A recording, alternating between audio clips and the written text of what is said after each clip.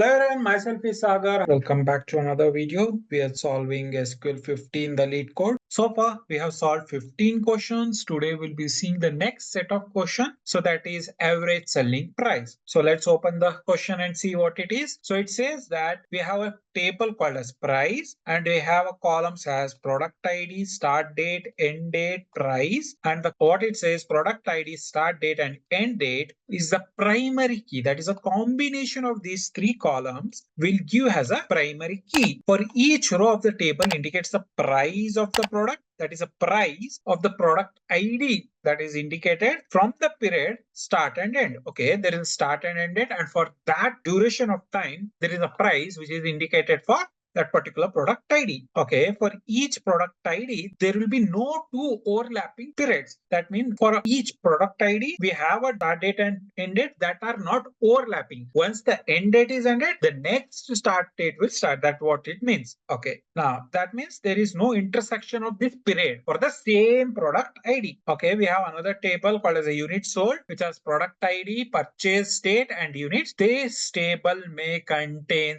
duplicate records. Okay, now each row of this table indicates the date, unit, and a product ID of each product sold. Okay, so that means we have two tables now. It is having units here, it is having price here. Okay, now what we have to do? Write a solution to find the average selling price for each product. Okay, we have to find average selling price of what? Each product. It says each product. Do remember that, not a whole average. It is for each product, and this average price should be rounded to 2 decimals. Okay, and if a product does not have any units sold, the average selling price should be assumed is at 0. Okay, and we can return it in any order. Okay, let's see the data now. So it says that price table has this data. Now we have 1 and there is a start and end date. We have some range, and during this time the price is what? 5 rupees. Now once this end date has started, this start date is after this, and for the particular ID at this time the price has ranged to 20 rupees. Great. Okay, for similarly for 2 we have this is the range, the starting range that was 15 rupees. Now the next day, the next start and end range, it has raised to 30 rupees.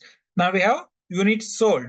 So particular date, that is this, which comes between this range, I guess. Yes, right? That is 25th of February now.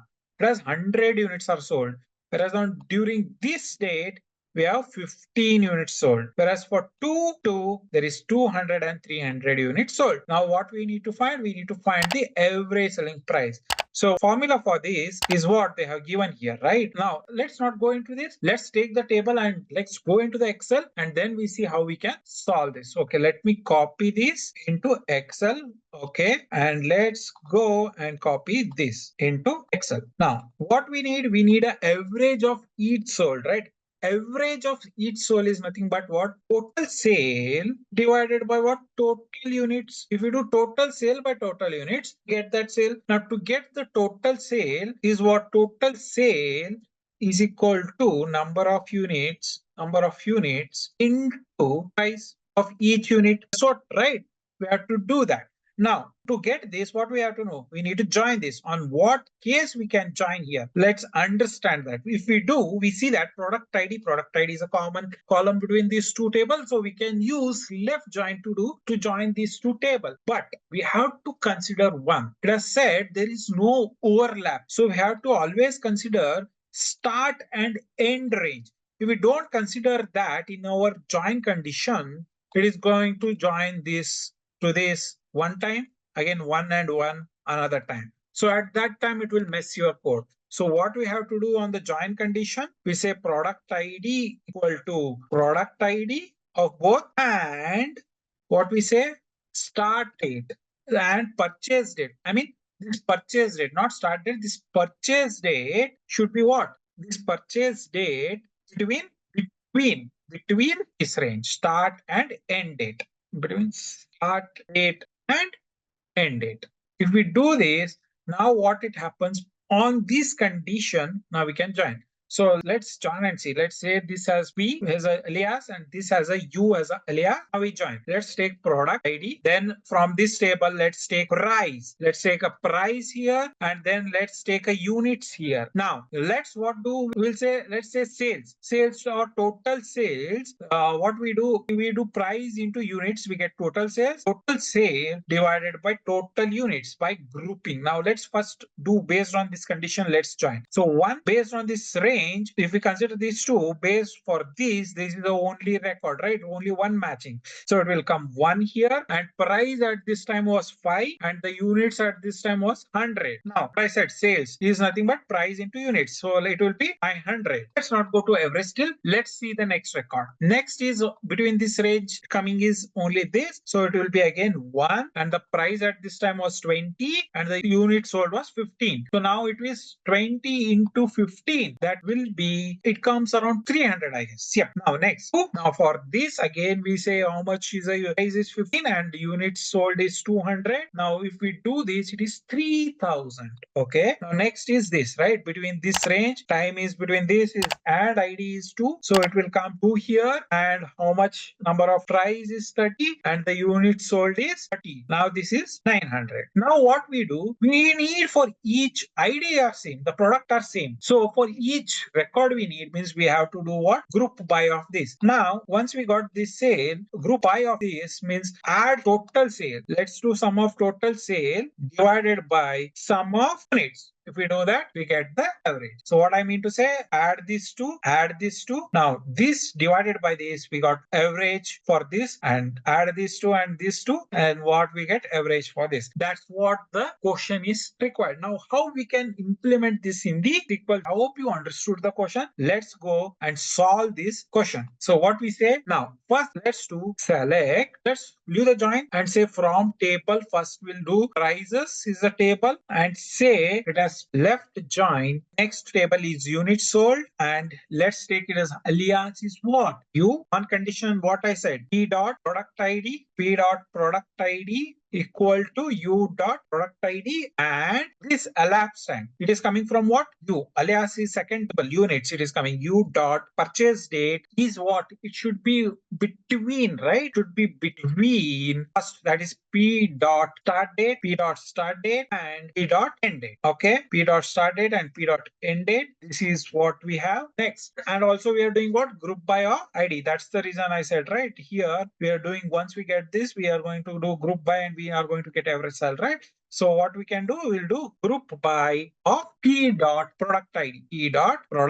Now we got this. Now what we need in the output, we need product ID, right? So again we say what? P dot, let's say p dot product ID, comma, let's write the code now. First what we need to do, we need to find the units of this, right? Total sales we need to find. So this sales, that is total number of sales, that is total number of units into price. So what we'll do, first we will do that. So we will do what? Total number of sales. So for that, what we can say from here, that is p dot price. Oh, sorry, let me write here p dot price into u dot units. Now, if you do this, you got only this, and this. We need to sum of this. So what we'll do? Sum of that. We got 1. Okay. Now we got this. Now average is what? Divided by this into total number of units. But that also what we have to do? We have to do sum, right? For ID1, total number of units is what? 100 plus 15. That is 115. For ID2, total number of units is 200 plus 30. That is 300.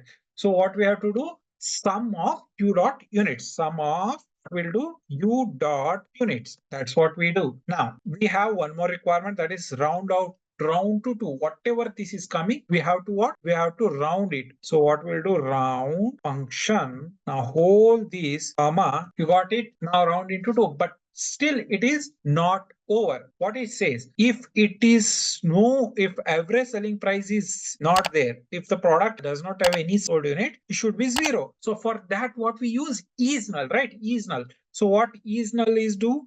is null is nothing but any expression, comma, any value you pass. So if this expression or any column or anything is having null, it will take whatever value has passed. So what we'll do this again is null bracket comma 0. So what it says, if this particular whatever you do, the price that is total sales divided by units, if it is coming 0 or null, it is coming as null, you take it as 0. That's what it says. Now we have to end this as what? Has what is the average price. Okay, so it is has. Okay, I hope you got it right. So let's see bracket if it is there correct or not. Okay, this comes here, units. Okay, I guess we have correct query. Let's run it and run the query and see if it is getting the exact results. Okay, there was some error for what? Okay, it is 6.96 round two. Got it.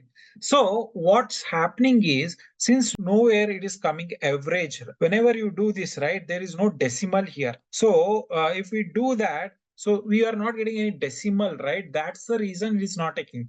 So what we'll do, once we do this sum, right, we will multiply these two 1.0. That means it says, okay, you consider this as one thing as decimal way, or else you can say you can do cast also and convert this into float. At that time it takes as a float. Let's go simpler way and say whatever you are getting the total sales into 1.0, that means you're converting it into a float format. So now let's run this. We did get the exact result, but yeah, so it was not able to take that. Now we got the exact result, that it was rounding off and it was not taking it as decimal places. So we have done that.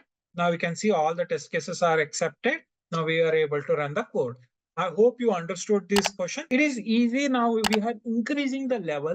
Now earlier we used to do as a joins only. Now we have added even aggregation on top of joins. So our coding skills in SQL are increasing little by little. In this way, the more we practice, the more we get confidence, then it is very easy to clear the interview. I hope you like this video. We'll continue this series and we'll solve the next question in the next video. Do practice and see you in the next video. Thank you.